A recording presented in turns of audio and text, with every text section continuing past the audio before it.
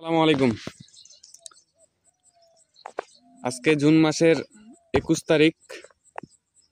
আজকের আবহাওয়া খুব সুন্দর। এই ছায়া, এই রোদ, এইভাবেই চলতেছে। লিচু হারভেস্ট শেষে লিচুর গাছের অবস্থা দেখেন।